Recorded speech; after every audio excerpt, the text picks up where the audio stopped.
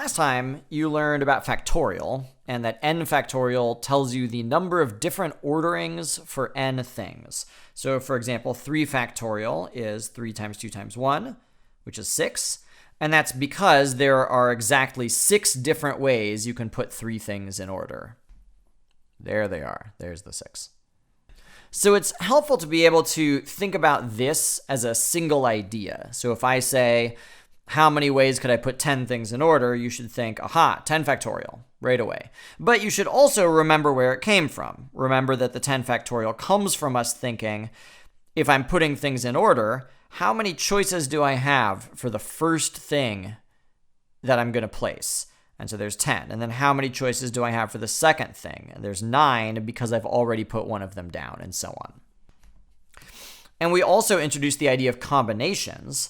So that's the number of different groups of size k that I can select from n objects. So for example, one way to interpret this is saying I have 10 people and I want to know how many different groups of 3 of them could I make.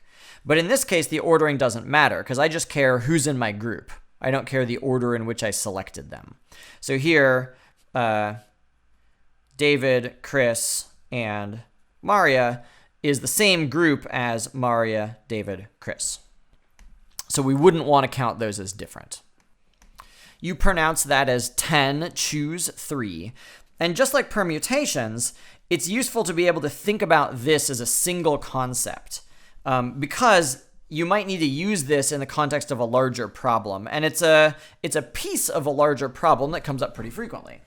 But one thing that we didn't do is we didn't really talk about what's an equation for this. We did an example last time, so let's do that example again, and then we'll generalize it to get an equation for how do you actually know how many different groups of size k you can select from n objects.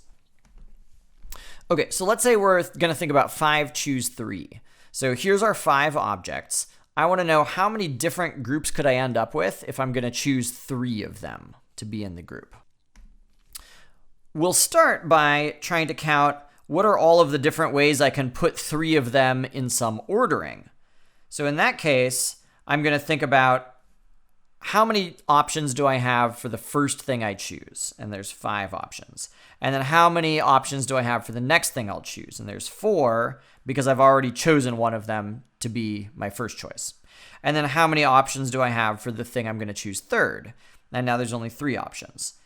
So this way of counting has told me there are 60 different ways I can choose 3 things in a particular order. But you'll notice that this way of counting is overcounting because let's count some different possibilities. So what if I chose A for my first possibility, and then I chose B for my second, and I chose C for my third? This approach counts that differently from if I'd chosen B as my first one, and then A as my second one, and C as my third one. So this number 60, this possibility is one of those 60, and this is also another one of those 60. But in reality, I don't care if I chose ABC first or BAC first or whatever. I just care what's the group of people I end up with eventually. So I don't actually want to count these 2 things as different because for my purposes, they're the same. I just want to know how many people in the end. Sorry, not how many people. I just want to know which people do I end up with in the end.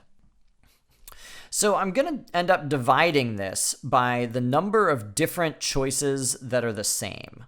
So if you think about this up here as counting every single possible ordering of 3 people selected from the original 5, what we need to do is we need to figure out how many different orderings of 3 people are actually the same as each other. So if I chose ABC, how many other orderings of those same 3 people is this counting?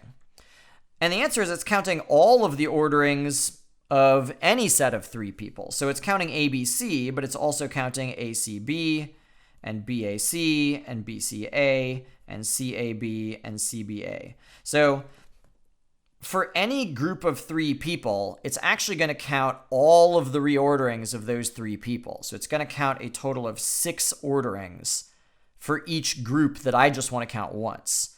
So what we'll do is we'll divide by 6. And the reason why is because 6 is the number of 6 is the number of orders for each group, and they should all be the same. And so I want to divide that out. If we're going to, let's think about now how we'll generalize this. Let's say I have n objects, and I'm going to choose a group of k of them. How many different groups of k could I end up with? So in this case, so up here, I was making 3 is the number I was choosing. So that's why I had 3 numbers multiplied. Here I'm choosing k things. So I'm going to have k total numbers being multiplied. And then I want to ask, how many options do I have for the first thing I'm choosing? Well, since there's n objects, I have n choices for the first thing I'm choosing. And then for the second thing I'm choosing, how many do I have? N minus 1, because I've already chosen the first one. And for the third thing I'm choosing, it must be n minus 2, because I've already chosen the first 2, and so on. So it's like we have what's called a falling factorial here. So if this went all the way down to 1, that would be equal to n factorial.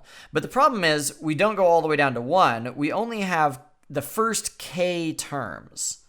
So like up here, you see we don't have 5 factorial because we don't go 5 times 4 times 3 times 2 times 1. We stop at 3. So let's leave our notation like this for the moment, and then let's think, what are we going to divide this by? Let's say k terms. Okay, so just like in this example, here we needed to divide by the total number of ways of reordering these 3 things. So the reason it was 6 is because 3 factorial equals 6, and 3 factorial is the number of different orders for 3 things. So if I have k things, how many different ways could I order the k things? The answer is k factorial. So it's the same.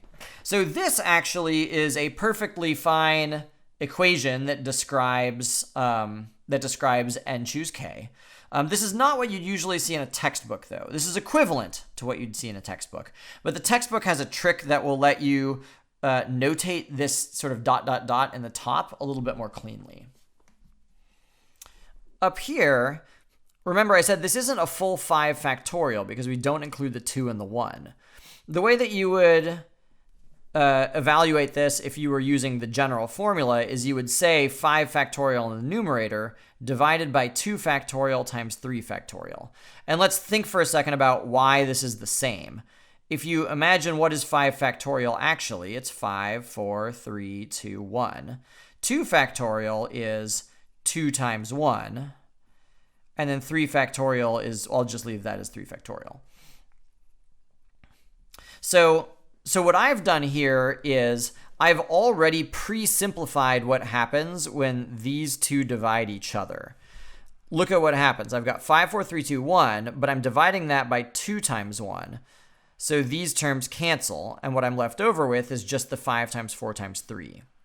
So I brought up this strategy in the original set of videos, but the idea is that if you want to cut off part of your factorial, you just divide by the factorial that starts with that number, because that will cancel the rest of your factorial. So if we apply that same idea here, we'll have n factorial in the numerator, but after k terms, we want to cut it off. So we have to think, what would the next term here be after the k terms? You might guess that it would be, you might guess that after k terms, the next term would be n minus k plus 1 and then n minus k plus 2. That is actually almost right, but it's off by 1. So think about for each term how many k's there are, or sorry, what you're subtracting here. So for the first term, I'm subtracting 0, then I'm subtracting 1, then I'm subtracting 2. So just look at how many I have written here. Here I have 3 terms, but at the end I'm only subtracting 2. So if I had k terms, the last term would be n minus k minus 1. Because for 3 terms I was subtracting 2, so for k terms I must be subtracting 1 less than that, k minus 1. So what that means is that I want to start canceling for the term after this one, and the number I'm subtracting is going up, so the term after this is n minus k. And so that's where I want to start canceling my factorial.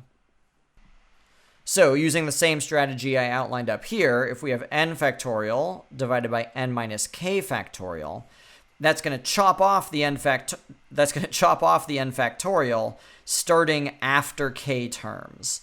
And then the divided by k factorial is still there. So that's the final equation. That's what you would see in a textbook if you looked it up for how do you know how many groups of k things you can select from n.